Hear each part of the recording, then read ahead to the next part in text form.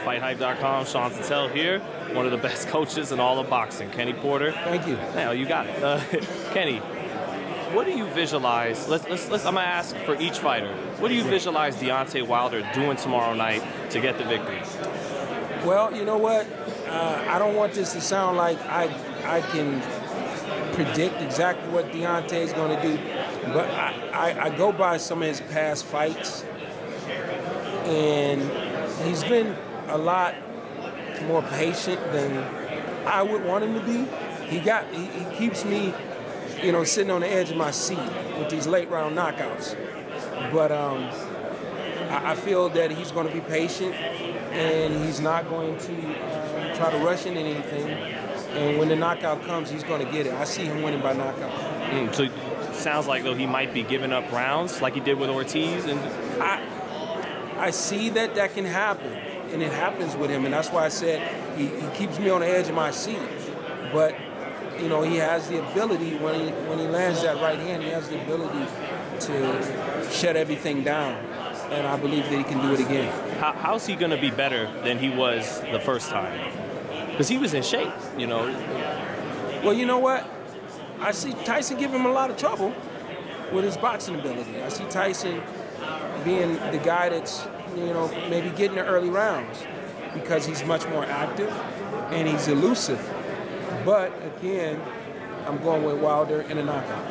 And you got Wilder by knockout, yes. But, you know, Fury's saying he's going to come out, second round knockout, that kind of stuff. What do you think he's going to try? I think Fury's just trying to maybe hype up the fight. I don't think Fury's that type of fighter. Mm-hmm. I first was in a tournament with Fury when he was 17, 18 years old in a junior world tournament in Northern Africa. So I've seen this guy box 100 times, and I've never seen him be the guy that comes right after a guy and tries to go for an early knockout. It's not in his DNA. I don't see him being able to change his stripes for this fight. But I do see him being very elusive, being able to jab and move and steal some early rounds and get some early rounds. Yeah, because his thinking, like you said, he's never really done that. It's not been his style. No. But he says bringing in Sugar Hill just for that Kronk style. Again, I don't believe it. You know, you'll have to make me a believer. And I've known Sugar for a lot of years. We coached together. So you have to make me a believer. How good is Sugar Hill? He's great. Sugar Hill gang? Nah. Sugar has been great for a long time. We grew up coaching together. You know, he used to call me and put Sean on shows when Sean was 10, 11, 12 years old. And then we coached together. We did nationals together a couple of times. We were on the national team together, national coaches together. We've done a lot. And, you know, he's had a lot of experience from one of the greatest trainers in our sport, Emmanuel Stewart. You know, that's his nephew, actually. Mm-hmm. I don't know if you knew that. Mm-hmm. So, you know, he grew up in this sport, and we've been doing this for a long time. So Tyson couldn't have picked a better guy, and I understand the reason behind that and changing for this fight. And I don't know all the ins and outs of why he did it, but I'm happy that Sugar got that position. Mm-hmm. And lastly, Kenny, let's say Wilder, you know, cements something tomorrow night. He gets the knockout. Yeah. Is he the best puncher you ever saw? You've been watching boxing a long time. Right now, he's up there. He's up there.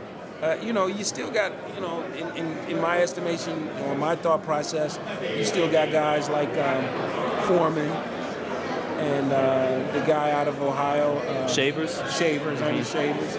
You know, you got some guys that really could punch, but he's definitely up there. He's up there. And then, you know, you can't dispute the numbers. What we got? How many wins? 41 knockouts and 42 victories. Right. And the one guy who did not get knocked out, he knocked out one round. So you can't dispute the numbers. The numbers stand by themselves. Actually, though, Kenny, I do got to ask you one more thing, because you worked with, you know, Teofimo Lopez and his father extremely well. Yeah. He worked in camp with you guys. Right. Does he have enough right now at 22? Is he going to beat Lomachenko should they fight in May? I hope so. But do you think so? I can't say that right now. I think that it's early to make that fight. That's just my opinion. But I believe in Teofimo. I believe in his dad. I believe in all the things that they've done. And as just to be able to watch it on TV or come to the fight and watch it play out just the way his dad told me and his son told me that it was going to. They predicted that they would do this years ago when he was an amateur. Right. Before he went to the Olympics, you know, when they were in Vegas here, they told me what they're going to do, and they did it. So I'm not going to lie. I used to be in the gym right there, and I go, we'll see. You guys sound a little crazy. You know, it was very early. But they were right about everything. And they were very early to be speaking that way. Right. And so I can't go against them when they say, hey, we're ready to fight Lomachenko. In my estimation, I think it's early, because I've been up against Lomachenko in world championships. You know, I've been up against Lomachenko in the amateur system, and I've seen what he's done in the pros. But, you know, I'm a bet. If I got to bet, I'm going with those guys. And have you ever look? Because people known you as the turned up guy for your son on fight weekend. Do you ever look at Teofimo's dad and say, damn, he's really turned up? Like, he's on another level. I haven't been around him on fight week, right. And I haven't seen any of the, you know, the stuff that they maybe film leading up to fight week. So what is he doing on fight week? You could ask him, hey, senior, what you think about Sugar Ray Robinson? You'd be like, yo, Sugar Ray Robinson, my son will fuck him up. Oh, okay, prime. Yeah, that's a little bit. That's a little bit more, but hey, they're my guys. I love those guys. No, you know what I mean? But that's a little bit much. He loves his son. I have to let him stand on that one on his own. You know what I mean? So, you know, but listen, if I got to go to a battle, if I got to go into a foxhole, put me and his dad together. We rock it. Thank you, Kenny. Yeah, thank you.